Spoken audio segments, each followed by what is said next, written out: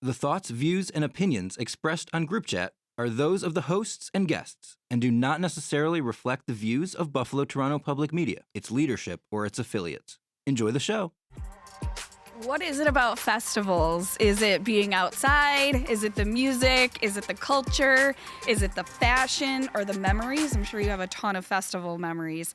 We're breaking that down today, why festivals are such a thing and festival culture has become a soundtrack to your summer today on Group Chat. Welcome to Group Chat. We're back. We're back. The gang is all here. Yay! I missed you guys. I miss you guys too, but I got a little nervous because you guys seem to do really well without me here. So I got nervous. You, Bentley. We missed you. Don't do that. She was trying to start something. I was on vacation before that. I completely lost my voice. Yeah. But I was like, oh, look at Billy, you had a great time. I did have a good time on my vacation. We will talk about that. We will talk about that. all things Bentley's vacation. So we're joined today, as we mentioned, festival culture is in bloom right now, even though the weather doesn't necessarily feel like it. It's supposed to get better today. Okay. For the rest, I think. For the rest? Well, okay. Whatever my app says. Yeah. 10 days. So we'll be joined by Donnie Kutzbach. You know, he's a regular here. We usually have him on for his music knowledge. He's involved in every festival or concert in the area. Also is big on festival culture. He's the co-owner of Town Ballroom in Buffalo. Fun Time Presents and Outer Harbor Live. And finally, Ian the Ear Robinson, co-founder and CEO of Ear Quality. You have, we've had him on the bridge. Yes. He's been on What's Next. Yes. And now we're bringing him into the chat. So Two excited. awesome people. I'm so excited. Yeah, it's going to be a good chat today. But first, Charles. Come on, Charles. Oh my God, Charles. Yes, we are doing our State of the Scroll. But before I do that, make sure you like, comment, and subscribe to this here channel. So, I guess we want to say love is in the air. I was wondering what he was going to start out with today. I guess we could say love is back in the air between some people. Oh, boy. I know. A mess, a disaster. Stefan Diggs, we've been following this situation, his trial. He was found to be not guilty in his assault trial with his former chef / Situationship. Yes, situationship. Chef situation. And what seemed to be the biggest talk, though, was obviously Mother's Day was this past Sunday, and he was at an event with one of the mothers of his children, Cardi. Yeah, he had to spend a lot of money on gifts this year. Yeah. And it is being reported that he wants to show her that he wants to make it work. Weren't they just shown arguing outside? They were. Literally within this timeline. The report came out about him wanting to show her that he wants to make it work, and then the video clip of Cardi yelling at him. Now, I'm not giving her any bail because people seen during the Met Gala A$AP Rocky and Rihanna having a heated argument inside their Sprinter. And I'm just like, couples argue. Yeah, that wasn't the same. Yeah, Cardi B was in her leggings and a t-shirt, looked like she was ready to fight. That was a little different, Yeah. Riri and A$AP might have been arguing about them kids, who was babysitting or something. But. Yeah, they were having a discussion. But I'm just saying that, just because you see a couple arguing doesn't really, it could have been anything. That's true. She could have been talking about that chef. Like, I told you to leave her alone. You know what I mean? It could have been all kinds of things. Because the chef did come out and say that she had some choice words or something to say about Cardi, and that could have been what it was. So, I also think that toxic is their love language. Well, toxic might be Cardi's love language because that other one was a mess too. What's the other one she got with the Migos? Speaking of, I guess, love being in the air, can we get out of the group chat that has Diana Rossini and Mike Rabel? Because I feel like every week I Too get much. new information about their situationship that I really don't care for. Well, when it came out, I was like, who are they? Why do we care so much? I had to Google. Well, Diana Rossini is a NFL reporter. She worked for The Athletic at one point, and we all know Mike Vrabel is a former New England Patriot linebacker, went to coach for the Titans. Now he coaches for the Patriots. Basically, they've had a little affair. For a long time, though. Yes, for a long time. And she was pregnant, so the baby might not be pregnant, and the baby's name is Michael.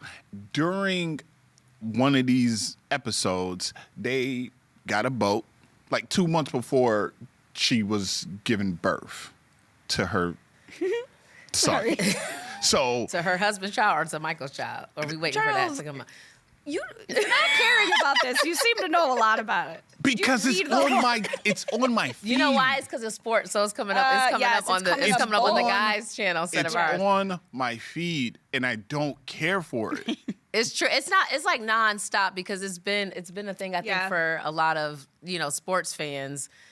Because there are two people that you're just kind of like, what? Like, where's this coming from? And then when you realize how long it's been happening, it's kind of crazy. And then they all have their own spouses, too. So it's very messy in the athletic world. But are we surprised? I think maybe because we're always used to like the players cheating, but now there's more coaches, getting caught. Yeah, that is. So, like I said, I just want to get out of it. I do. I also do not know why or who asked for a TV spinoff of the Fast and Furious. Oh, I was done with after the first movie. Yeah. A lot of people was done after the first movie, but apparently this is what is happening. Vin Diesel, Peacock, they are producing a TV spinoff. I don't know why. I'm tired of the Fast and Furious. I can go on a whole rant about this, but I'm not because I have something else to rant about.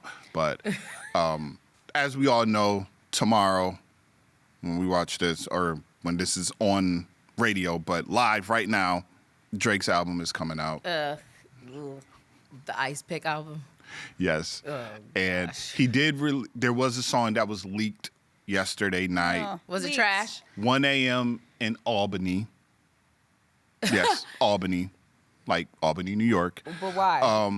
I don't know. Okay. That was like when he was planted. trying to like talk about our radio stations here because he was trying to act like he was coming to America. Well, because in like Canada often. when he first started being on the scene, he was very, I guess, he went to some party or something at Damon because people were saying like, oh my God, like we remember when he was in Aubrey.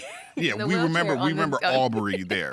But in this leaked record, he is dissing Kendrick again. He is dissing LeBron. LeBron? Yeah. Oh, because LeBron was dancing to Not Like Us. Yeah, so I don't grab. understand why you are poking the bear per se. Did Kendrick? Am I wrong, or did Kendrick just release a track? No, what happened with that, which is why I brought Drake up, is because earlier this week, Kendrick, GNX, Euphoria, Not Like Us, and the Luther video all seem to disappear from all streaming platforms. Oh, I did see that. Yeah, I had a heart attack. Now, I bought GNX, so mine's was good. Yeah. But it was gone for a couple hours, and then it came back. But obviously, the Drake stands out there all were in unison saying, oh, he's doing this because he doesn't want no smoke with Drake when Drake drops the Iceman album. I know. I made the same face. Oh, God. I made These that. conspiracy theories are just Drake already lost. He did. Pusha T already did it a while ago, and then Kendrick just came back to just solidify you're just not a good MC, and that's okay, and just need to just chalk that up.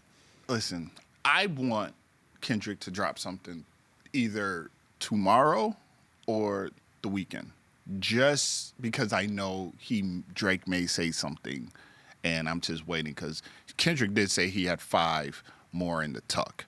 So Yeah, maybe his is Fireman since Drake is Iceman. See, and that was another conspiracy that was running around because they were saying like, oh, there was a photo of Kendrick dressed up in a fireman suit. And it was like, oh, perfect. he's gonna do the Fireman album. And I'm like, we're not about to do this. I don't think that will be anything that Kendrick would do. No. Like Kendrick is more cerebral. He's more savvy than that. Yes, he's more of an MC. He would have all the elements. Yes. All four. So that's that. Now, Is it? So we have Donnie here today. yes. That's kind of like we're back talking about Drake and Kendrick, and oddly enough, Donnie's here today as a guest, probably watching this in the green room right now, and I'm sure he's talking. He has so many thoughts. He's talking to the screen right now. So He probably is. They both are probably talking about it. oh yeah, because Ian's here. Yeah. Why can't he just drop an album? That's what we need to ask Donnie and Ian. Like, why can't he just do an album without messing with other people that he knows can rap better than him? Because for all of 2024, he was getting his back kicked in by Kendrick Lamar. Well, 2026 about to be the same thing if he tries it again, and maybe worse. Because then now you mad at LeBron. LeBron might have a rap album like Shaq and come out. Oh, we called it right here. Please don't. Remember when Jackson? I do not want that. Do not put that in the universe. And this is why we're going to talk about Bentley's trip. So, I came across something on Instagram where it was ask ChatGPT to make you a part of the Met Gala. And so I did. And if Bailey and them can pull a picture up right now, the picture of myself in the Met Gala, I was, looking very fly, I must say. We had better You did outfits than the divas over at the Met. They were looking a mess. And then we have, we also did Naila, because Naila said she wanted to be on board with it. And she did that. I included the baby bump. Yep. You have to. That's a fashion That is a statement fashion now. statement, like when Beyonce did hers. So baby bump was included. And me being the good person that I am, I just kept asking Bentley for her permission to put her in chat to see if this can happen. She would not answer us. She would not answer us. She was talking about how she was in the middle of a political race that was happening in Scotland. Yeah. And the guy that's running, one of the people that's running is very Trump-like.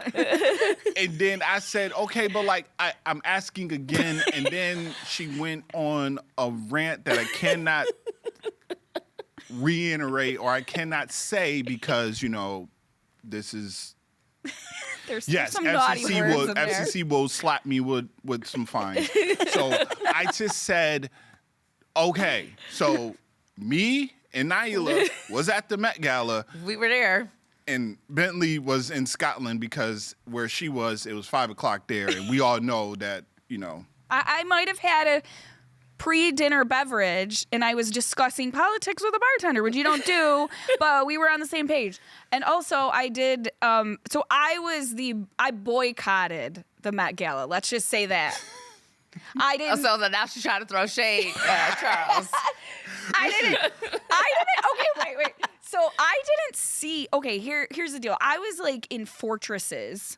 The city of Edinburgh. I was in Scotland. Everything is made of rock and stone. I was underground. I was in castles. So I was getting some texts and not others. So all I saw was something about the Met Gala. So I responded in the way that sometimes we respond in our group chat. I totally missed you wanting to put me in a picture. I voiced my opinion on the Met Gala, and which I completely, like I said, I understand, but all I kept asking, because SJ told me, SJ was like, listen, you don't have to ask her, you don't have to get her permission, you can just do it. And I was like, no, because I'm that person, I will ask Thank you, Charles. permission. I was like, okay, ask people operation, can I have the photo that was taken? Not my badge photo. That is horrible. Her work photo with the gray background. And she said that she, didn't didn't want to do that. So After I realized you were asking me for I went back and scrolled through those messages, and I was like, oh, he was asking. See, this is what when you don't participate in the group chat. This is what happens. yes, and When then you leave got the to group come chat, then you back, come back, and then you try to figure out what's going on. Yep. By the And way, you miss out. Now you missed out when we was at the Met. but by the way, I would like to add to that. I only answered a couple of people That's when true. I was on vacation. My husband and you guys. So Listen, yours- I appreciate the fact that we were the short list of people that we you were responding we were to. part of the Scotland trip too. Yes, via the Met. Appreciate that. But on a serious note, we are obviously recording that. We're actually live right now on Thursday, and today is May 14th. We didn't, obviously, when we were preparing for this, we knew that we were going to be doing it on this day. So I'll let you guys, Naila. Yeah. I mean, today I think it's difficult because in so many ways, especially Black folks, we have ways of celebrating life, but then also having a way of remembering. And today is one that we remember, we don't forget, but it's also that we continue to push forward and we fight the good fight. It's more divisive than ever. I would even say even before it happened, it feels like we're in a totally different world and a different space. But I think we all have to figure out ways that we can find grace and love and humanity within one another and not continue to fight each other in this time, because it's easy to kind of go into that space that feels very negative and angry, and and rightfully so at certain times, but also we have to figure out a way that we can come together in a way I think Buffalo knows how to do. We do it with the Bills all the time. We do it with the Sabres, and we have to make sure that collectively we come together, not just today, but all the time, so that we can keep that going. And, Charles has done an amazing job with What's Next, and so we have episodes that will be coming out as well so that we can really tackle, the great things and some of the issues that it's a gift and curse. And I think that sometimes people don't really understand that what happened here was really a domestic terrorist attack. Yeah. And nobody ever knows how to deal with it. And so I think we have to, understand that while we're not the first for it to happen, we are one of the cities that has to bear that pain. Yeah. Well, sorry, Charles. No. And what's next too? I think, when things like this happen that are now, it's unfortunate, are so common.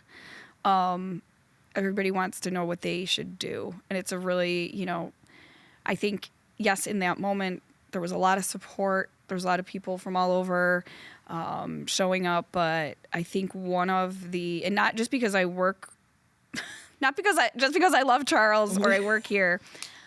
One of the most important things that came out of Buffalo, I think, was What's Next. And it was first called Buffalo What's Next, and then it was What's Next because it's not just Buffalo. But I think those conversations and continuing to have them and keeping everybody in check and showcasing what people are doing and the issues that are still there and always there and how we improve on them in so many different parts of life. Like, you never have a shortage of content. There's medical issues, housing issues, you can talk the whole thing about the food drought and the Tops markets and where they're located.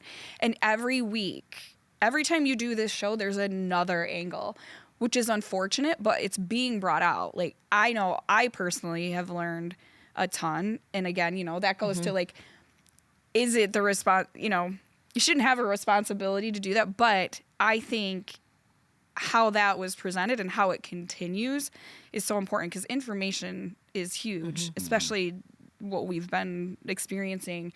And I just think continuing real conversations, I don't know if it helps. I don't know. I mean, like you said, it's real easy to get in that negative space. Yeah. But I have seen glimpses of hope and people coming together.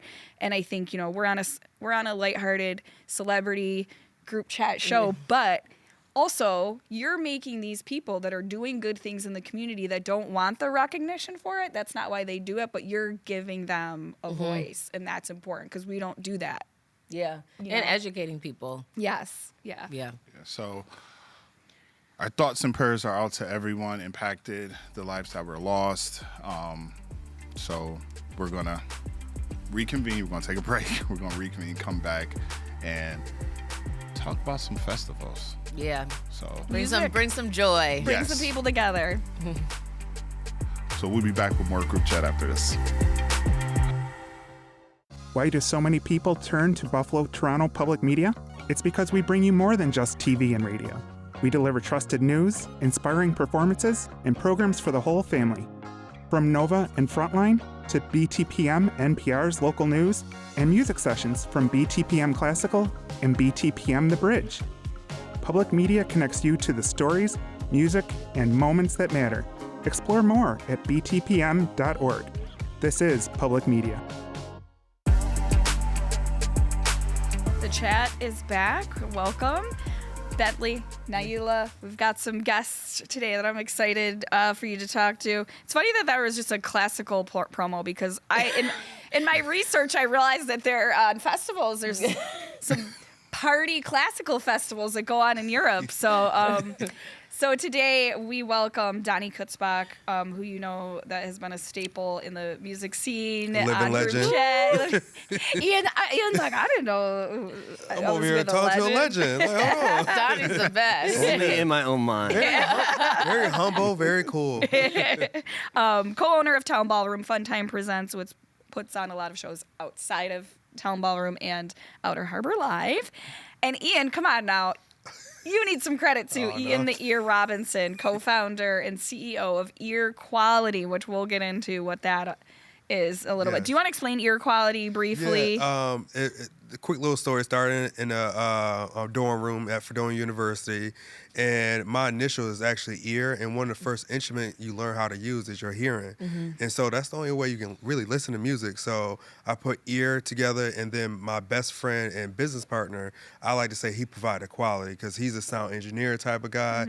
I'm the one who had the big picture, the vision, the business aspect, and he comes in with the studio. I know what sounds good, but I can't produce, or I just know, like, That's level me. it up, or Yeah. that's about That's it. me. That's about it. Yeah. And then I assist and support artists to understand the business of music, because a lot of artists understand how to make music, but they don't know how to make money off of music or how to structure themselves as a business. Yeah. That's awesome. I mean, Donnie, that gets into your world too a Yeah. little bit, right? Yeah, Ian and I were talking Yeah. about that. Yeah, I know. You guys had a little, got to have some fun in the green room before. Yeah. Did you hear the Kendrick discussion? No, we were deep in our own. I should have known putting these two together. Listen, That's what happened. we had a good discussion We- about I think, that. I think only like Daniel Striped Tiger was on the TV. Like we were trying to get y'all live on there, and it didn't come on. Well, we'll talk about it. But so it's always hard to know when festival season is because I know things usually start out with Coachella, but now festival season is all year. So, Yeah, but you seriously. do get the the kickoff of Coachella, and then summer, obviously, especially in Buffalo and Western New York. You know, you got to get in on the good weather. So other than just like Donnie, I know you're a part of putting on a lot of shows, but you also go to festivals. So sometimes when he has time. that's on the DL. That's when he sneaks away. It's gotten harder as I've gotten older to have like cool festival vibes. Yeah. Because Yeah. it's just like if I can't go and do it at like a certain level, I can't camp anymore. Yeah. I can't do that kind of stuff. We're too old. I have to have also like VIP accommodation. Yes. I know. It's a bourgeoisie It coming is. out. It's But- expensive now these days. Yeah, it is. And my daughter goes to Lollapalooza every year. Oh, wow. She's 23. Yeah. But a friend of ours is an agent for, and he actually was one of my interns originally. He is an agent for a lot of major acts, and he goes every year. He's always got a bunch of acts there. Yeah. And so they go, and it's funny, like she's been around this her whole life, but she has better VIP access than I do. Going to Lollapalooza than I could even get. Donnie's asking his daughter, "Oh, can you put me on your list?" She's telling me stories about all the like celebrities who are there and who she's hanging out with, and I was like, man, I don't even get to do that. I mean, really, at this point, though, isn't VIP about the bathrooms? Oh, big. Oh yeah, 1,000%. Bathrooms and bars. That's all I care Bathroom and about. bars. Yeah. I need to know where the ambulance is at, just in case. Where the first aid Safety kit. minded. Yeah. That's important.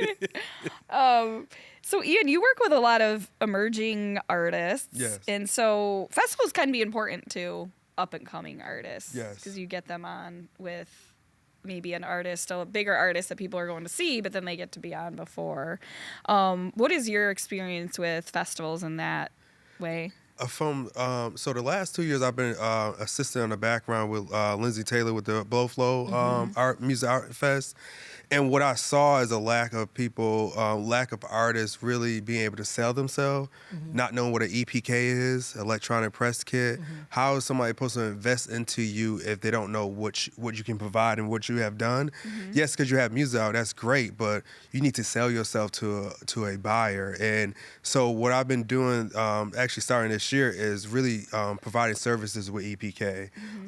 Either you can sit down with me, I can go through all that with you, or you can download some of the templates that I created. That's easy just to implement off of Canva. Super easy. Because it's just, that is really missing.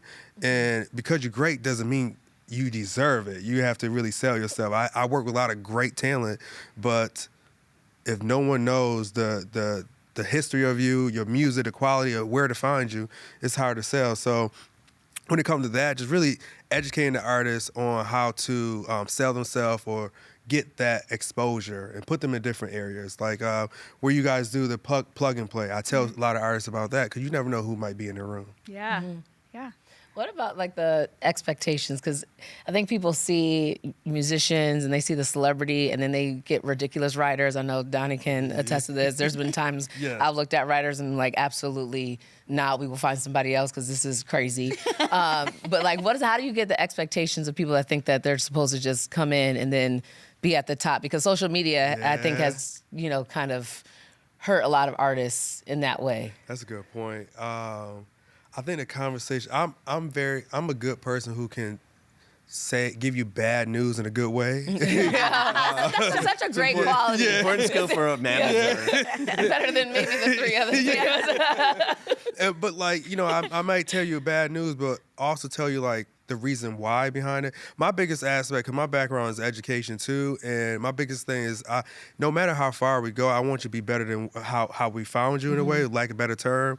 So I want to make sure I educate you consistently, but letting you know that you're not Kanye West, you're not a Jay-Z, Right. you're not the Google Dolls. Like, It's so true. yeah, like no, yes, you may have 7,000 followers on Instagram, but that has nothing to do. Can you sell tickets? Right. And I think people don't really understand that. Donnie, I think you could talk about that too, about how important it is for ticket sales. And like, you have people with big names that have a hard time, depending on where you're going.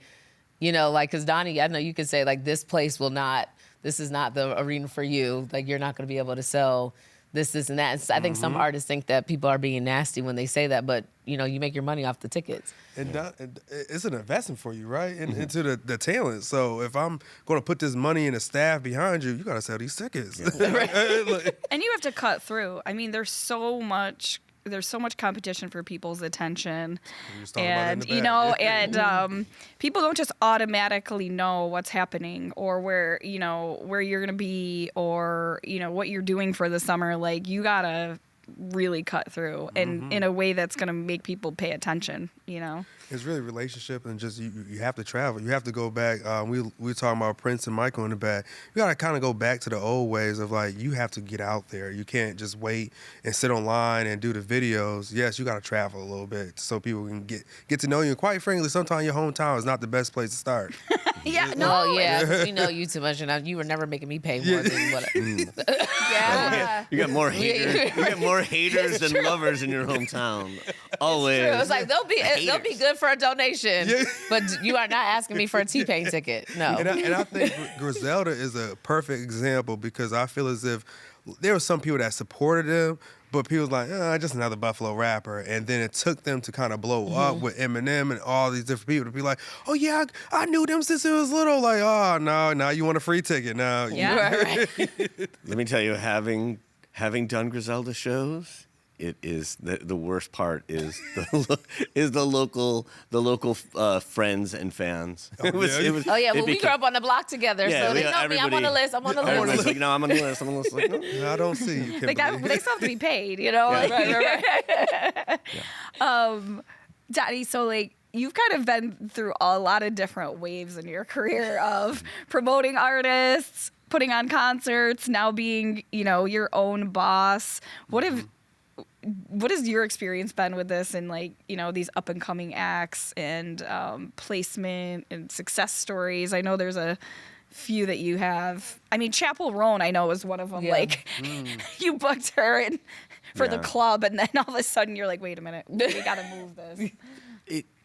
In this business, it's changed so much that we now see that there is a certain understanding that certain artists are going to blow up. They're going to get really big, really fast.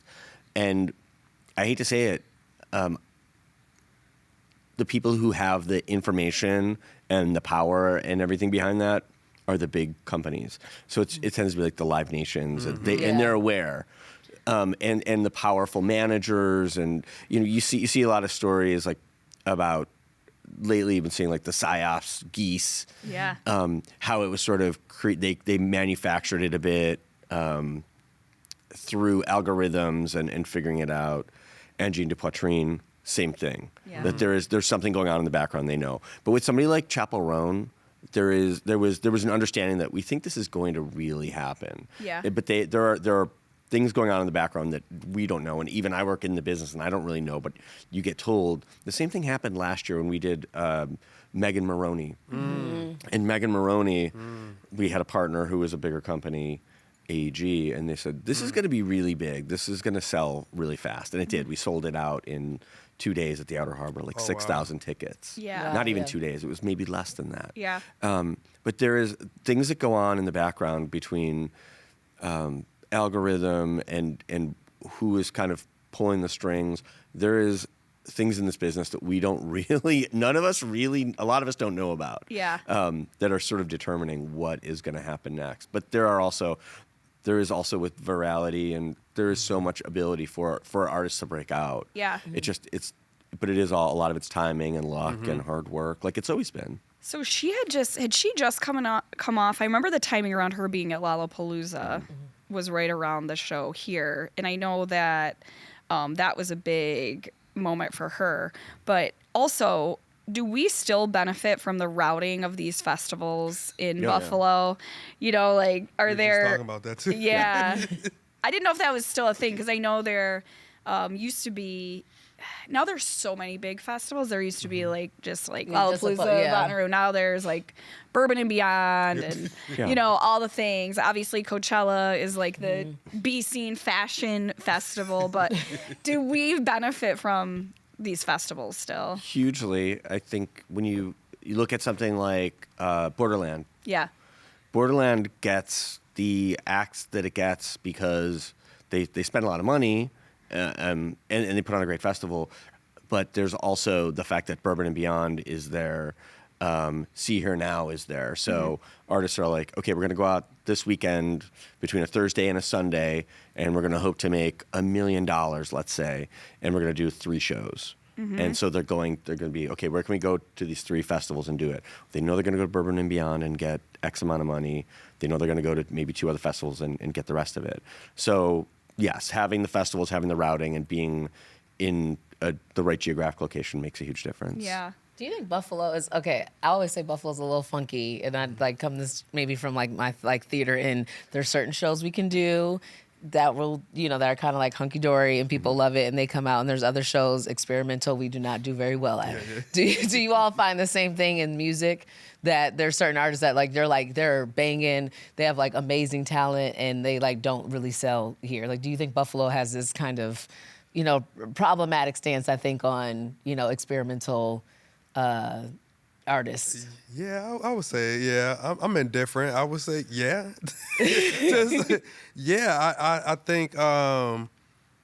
I think sometimes the individual as the artist messes up with people really get to know the music.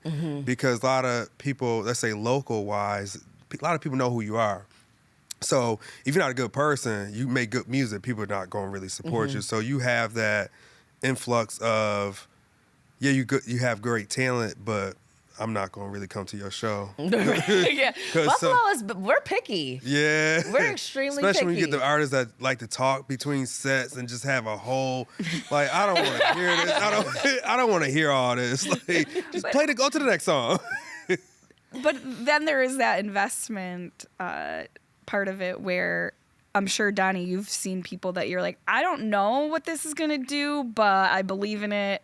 Or, I want to get this person because they might be something. I might take a hit on it, but at least they're going to be. I know you've had stories of booking people that you weren't really sure I was going to be, and you had a gut instinct, and then they come back to your venue when they get big.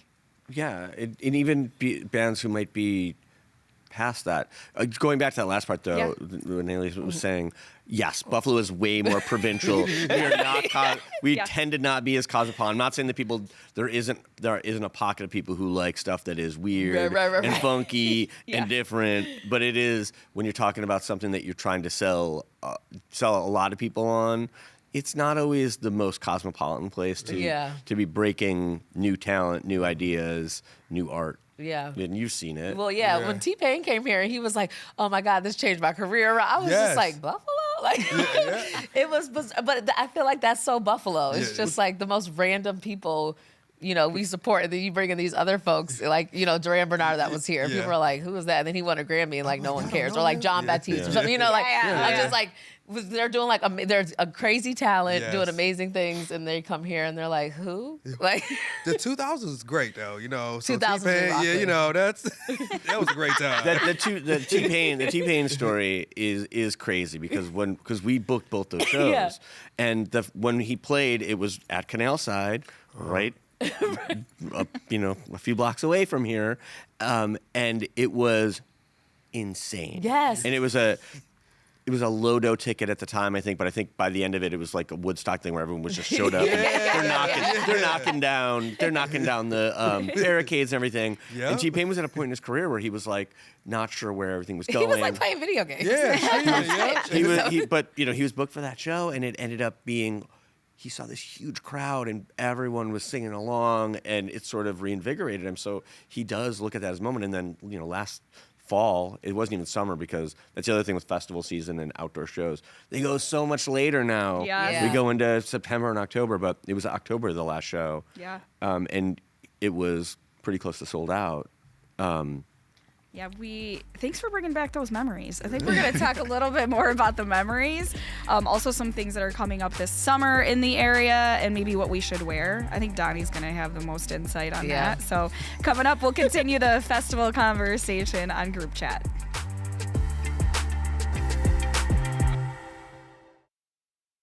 Calling all storytellers in kindergarten through 3rd grade. The Buffalo Toronto Public Media PBS Kids Writers Contest is back. Here are the details for parents, caregivers, and educators. Kid writers from Western New York and Southern Ontario can send us their stories until March 31st for a chance to win prizes and be featured in a celebration live streamed from our studios. Don't wait. Visit btpm.org/writerscontest to submit your entry today.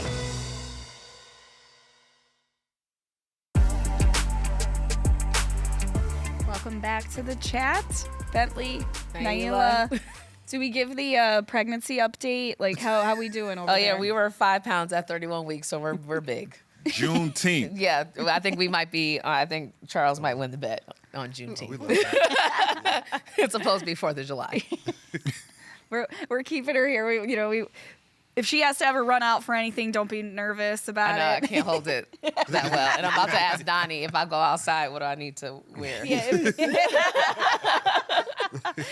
So we're talking festivals, and as we hopefully are getting into nicer weather here in Western New York, but also like festival season is pretty much year round now. But as Donnie was just mentioning in the last segment, that it is going later in Western New York into the fall.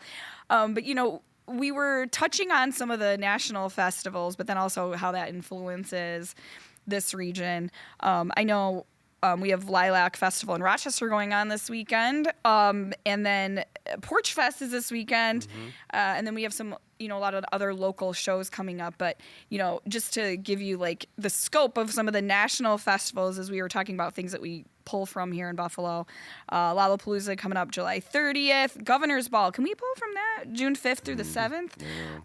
Donnie, I'm putting you on that. The Roots Picnic is happening in Philly, May 30th to the 31st. Jay-Z. Can we get Jay-Z and the Roots here? I mean, Erykah Badu's on that lineup. Yeah. The Essence Festival in New Orleans, July 3rd through the 5th. Primavera Sound, which is cool in Barcelona, Spain, has become a big thing for electronic music. Yeah. Oh yeah. Yeah, I mean, and at the start of the show, we must mention some of the classical festivals in in Europe, but in the area, I do feel like Outer Harbor.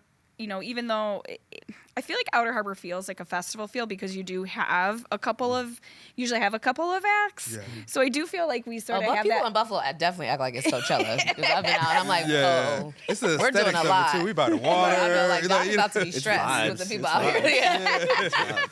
Yeah. Like, y'all in Buffalo? I guess I don't really feel the. I don't know. I don't feel like the fashion pressure at festivals here, but because it's girl, I'm also usually Buffalo. working. Donnie came outside, and people are like, "Oh my God!" If you don't have like a jersey on of a sports team in Buffalo, it's like no one cares. Like, No, fair enough. Now, but you could not do that anywhere else. Don't try that in New York because they will look at you so sideways. Yeah. Barcelona, anywhere else. Yeah. So when I go other places, I gotta get your. Oh yeah, we cannot be looking like Buffalo going.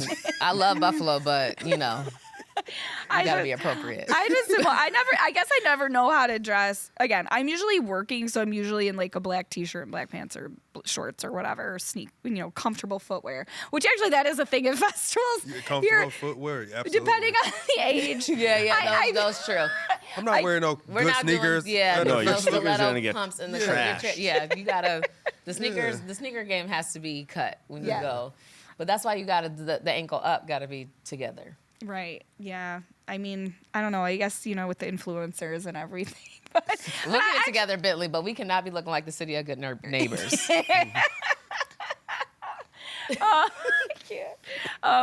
But yeah, I guess it's mostly about the weather here, though. You have to dress for the weather. Like you gotta wear a rain jacket. Or you get it together. I know. But I take my van down there with like a full with like 3 wardrobe changes. It's the same thing with like Bills games where I have like 3 different outfits. Donnie's like Prince going. I am like Prince. Thank you. That is the greatest compliment that's ever been paid to me. If I could be like Prince in one way, if it's one way that I could be like Prince, it's costume changes. Costume changes. Well, you also have to deal with the talent and the managers and everything, so you don't want them to be like, "Who am I dealing with?" No, I dress like a bum most of it. Not a bum, but Who they got here? Like, who's this man? With his Starbucks cup. Not all the time. I know what kind of day it is, depending on what time I see Donnie in the morning. Because these things are an all-day thing when you do It's a lot of work, too, because you're also dealing with people's timing. Like, are they there on time? Like, there's accountability on both ends, you know? Yeah. What do you think the future is of festivals, and how will that impact this area, do you think? I mean, they seem to be doing well, but I also know that the more you get, sometimes they can choke each other out. I see overall festivals you can see it's getting younger. Mm-hmm. So when you look at the lineups and you're also like, who? I don't know who these I don't know who happened the headline. And this is me, and I do this for a living. And I sometimes look at the headliners and I'm like, I know 2 of the 4 of these, or 2 of the 5 of these, and then I go look up and I go, oh okay, I sort of know what this is, but it's definitely getting younger. So those of us who are of a different demographic may not always see what you want, but they still get peppered with younger acts. I think you're going to see a lot more like that. You're seeing a lot more developmental acts rising up. And what happens, and Ian knows about this, is the whole thing is getting on a festival is critical. Yeah. So if you can even get a younger act on a festival, it's great. And then bands that aren't, you'll notice this too in the lineup. You're like, how did they get so high up in the lineup? Yeah. it's a big part. Like bands will take less money to jockey for their name to be higher With in the the big lineup. font. Can we talk about that too? Like The font thing. like where I can't like squeak at the end. Like do people get like in their feelings about that you like can't read because it's like 0.7 font Yes. by the bottom of the But flyer. I think if you're at that point, you're glad to be there. Yeah, You're yeah, glad to be yeah, on the list. Yeah. But there's bands you're like, how is that band that high up there? And it's also, so they are second or third billing because their manager or their agent has the band that is the biggest one. Yes. So Yeah. then they get moved up a little bit. So there's all kinds of little trickery going on there. Yeah. That's why I can't look up. Now that I know how things work, I can't look at lineups the same way because know. I'm like, oh, that's happening because of that, and that's Right. happening because Yeah. of that. But I do feel that there is more of a, especially with the next generation of festival goers, it's more of a vibe and more like what's happening at the festival. So there's Yes. all these like activations and experiences, and half the time nobody's like, people are listening to the music, but they're just kind of like, they're doing the Instagram posts and the, TikToks and everything during the festival, and then maybe later on they might be kind of close. I don't know. And the point about the fashion and what you wear. Yeah. The festival goers want to be the stars. The people on the stage are sort of Yeah, they don't secondary care. to that. Justin Bieber was like no shirt on, looking at his YouTube videos. The people who are there like, I'm the star. Look at me. yeah, posting selfies. Yes. Yeah. Maybe we're too old, Bentley. Maybe we've aged out. Do you think we aged out of? I think I just got really spoiled. But also I've worked a lot of these things. Yeah. So yes, along with age, I get tired. Yeah. So I'm like, I probably shouldn't say this, but there's like shows where I'll be like working at doing something at Outer Harbor and our part is done, because a lot of our part with like artists and stuff is earlier, like if we're doing interviews, and I'm like meeting Donnie backstage to just like sit and have a beverage for a minute. I'm like, I'm tired. That's what I could do. Like, see, I could do a Porchfest. Walk around, get like my little chair. Yeah. Like that's my vibe. Yeah. The Porchfest is my vibe. Yeah. The bigger ones, I'm like, I can't. It's too many. The moment I see the amount of cars and I gotta circle around, it's time to go. Yeah. I'm Well, just gonna chalk up parking's my the ticket thing. and give it to the charity. Yeah. Write it off. Well, and I think with Porchfest too, that's just a big porch party. That's I Yeah. mean, Oh, now I love it's- it. I get down, even with the Bounce. sound quality being trash on somebody. Like, I love it. Yeah. I'll get in trouble if I don't plug this, but I'm playing Porchfest at 1:00. Yes, do it. Stop. Yeah, at on Ashland at Katie's Porch, 978 Ashland, I think is what it is. We're there. At 1 1:00. o'clock Saturday. It's going to be very unrehearsed. It's going to be very spur of the moment. We haven't had much time to really do anything. We were But actually that's writing. the point. Like, we that's were- what What it's do. supposed to be. Yeah, Yeah. we were time writing is songs when we were supposed to be rehearsing, and now we're hopefully going to hopefully we'll have like 30 minutes or something. But we're That's we're great. opening up on I gotta find a sitter for one. And everybody needs to dress up because Donnie's gonna be judging I us. will not be. I will be rolling up with synthesizers and drum machines and dressed like a bum probably. So But that's what I like, because like that's why I used to, which they don't do it anymore, but like that's why I used to love CMJ in New York, because you would be like walking down the street and you'd see like bands like rolling in their gear into a bar or like doing all their own stuff and carrying their stuff down the street. And I was like, I like that DIY sense of the hustle, you know? I tell the story all the time when my friend Heather was on the road at South by Southwest. Yeah. And so I was there and I was just hanging out. I was maybe a little drunk at the time. I got to be a roadie for the XX. Stop. Yeah, because no she was way. out with them and they were playing at like the Mohawk or somewhere. And so she's like, "Can you help me carry these back there?" And I'm like, "Yeah, sure. Why not?" You're like, So sure. I was like, I put that on my resume. I was an XX roadie. I love that. Are they're at Lala this year, right? They're on a couple of the Yeah, festivals, I think. So, and that always coincides with, a It's so plan. good to hear like a great band. Yeah. Like I just miss sometimes like with the recording. I'm like I can't. I just want a band. Sometimes I don't even necessarily need a singer or rapper in the front. I just want a dope band. Oh, yeah. Yeah. Well, and I think that's maybe what is going to keep these things I alive, think so. is people wanting that Well, experience. because they get the live music. I think, people 100%. get so used to streaming or online or social media or like, people just kind of doing things in their homes, you get to go outside and hear music live. There's something special about that. And I think that's important. And I feel like some of the conversation you're saying, we was talking in the back, because I feel as if that's really important, because it's one thing when you listen to a song on streaming platforms, but it's another when you hear live music. And one thing that I've done is I created a platform called R&B Ain't Dead, because at the time, people was in the industry. I can't say who, because nobody talk about that man. But The one that's locked up? yeah, baby oil. But that's it. He mentioned that, R&B is dead, and I truly don't believe it died. I think it just evolved and it looked different. So I created a platform where I provide the band, and I highlight non-for-profit like home, housing opportunity made equal. And then last year I did Project Mona House to combat sex trafficking. But I want to provide these intimate moments, because I feel like we lose intimacy in music sometimes. I really want people to really just come together and just vibe out, date night, just have a good time, good experience, good music, and kind of piggyback what you say. What your question was, like, what do festivals look like in the future?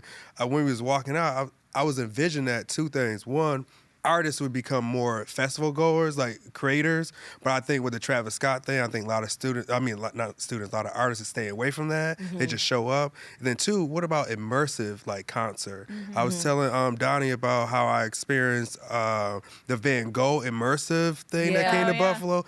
Imagine that was just all focused on Prince. Like, you just walk around, you get to hear his music, get to see certain things. You know, Charles is like, I'm in. He said that, I was like, that's an idea. You've got to figure out how to do that. Good luck with the Prince estate, but that's a great idea. Good luck with his estate, because you pop something on YouTube, I swear 5 seconds is gone. I don't know who runs his estate, but it's tight. We were just talking about that too. We were talking about that too. So I will hope to see that. Maybe I can be the pioneer for that, but maybe if you said Michael's doing it, then his family might come out, because Yeah, that's fair. I'm gonna try to get Janet. I mean, wait, listen, that group chat brings people together. So, there's a lot of off mic conversations and things that have happened. So you might have just put it out in the universe. But when you were talking about the instrumentation and everything, it's like, how many times do you go to see a live act and you didn't realize they actually had a band? Or I think agents and stuff will put a band with them, if they made it in a different way. But I'm like, wait, there's a band? Yeah, a lot of people don't know. They just get the recording. Yeah.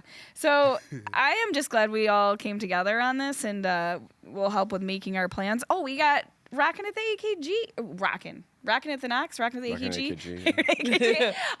June 6th. So that's... I hear the merch lines are crazy for that, for Devo fans. So you might want to plan accordingly. Because merch is another aspect of festivals. Oh, yeah. Is people spending money to support artists in different ways. And Justin merch Bieber is made $10 million. Stop. I think he made more on his merch than he did actually. I would have paid more for the merch than that concert he gave. I mean, a hoodie was $250. That's the opposite of going to see a good band. That's just sitting in front of a laptop. I was like, what is that? What is that? Bad karaoke. That's a whole nother episode. That was crazy. That was pretty marketing wise. That was pretty brilliant, but that was so lazy. It was. It had people talking. If you're gonna pay me with those T-shirt on to go sit and play my YouTube videos that y'all done already watched 10 billion times, okay. Okay, well, this seems to be another conversation. Thanks for joining us today on Group Chat. Of course, audio, video. We're on YouTube. We're on BTPM NPR. And join us here next week. Thank you to Ian Robinson, Donnie Kutzbach, obviously, Nyla. We're co-hosting. Charles, thanks for joining us. I saw me. Make sure you like, comment, and subscribe. And by the way, Saturday is, he didn't think I was going to do this. He didn't even think I knew about this. It is Bailey's birthday. So in the comments, wish Bailey happy birthday. Happy birthday, Bailey. Producer Bailey behind the scenes. HBD.